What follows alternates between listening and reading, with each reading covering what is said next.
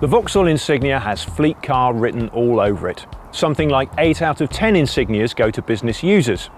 Recent changes to the range have given fleet managers and company car drivers even more reason to choose the Vauxhall over its rivals. Tweaks to the engines and aerodynamics have dropped carbon dioxide emissions to class-leading levels. The 120 horsepower and 140 horsepower diesels now emit just 98 grams a kilometre of CO2 and sit in the 15% BIK band. That's 1 band lower than the cleanest Mazda 6 and 2 bands lower than the greenest Ford Mondeo. The official combined economy figure for these engines is 76.3 mpg, promising low fuel costs as well as rock-bottom taxation levels. Even the more powerful 163 horsepower diesel emits just 114 grams a kilometre and returns 65.7 mpg on the combined cycle. For our money though, the 140 horsepower engine is the sweet spot in the range for business users. From a fiscal perspective it makes the most sense, but there's still enough pep for decent performance.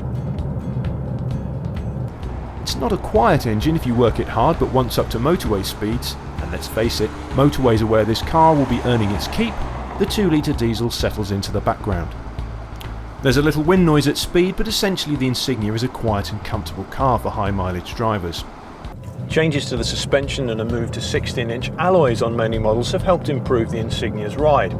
Those smaller alloys with higher profile tyres contribute to the car's ability to absorb big bumps and also help reduce SMR costs. The original Insignia suffered from lethargic steering.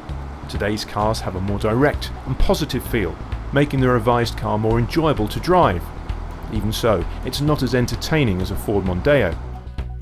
As well as the engines and chassis, the revamp extends to the interior. The new-look centre console has a modern and upmarket feel.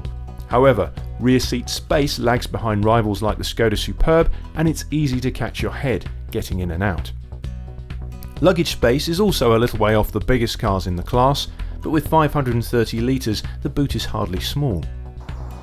In terms of engine noise, driver appeal and practicality, there are better upper medium cars than the Insignia, but in cost terms, it's a class leader. Whether you look at benefit in kind, national insurance or SMR costs, the Insignia makes a compelling case for itself as a business tool.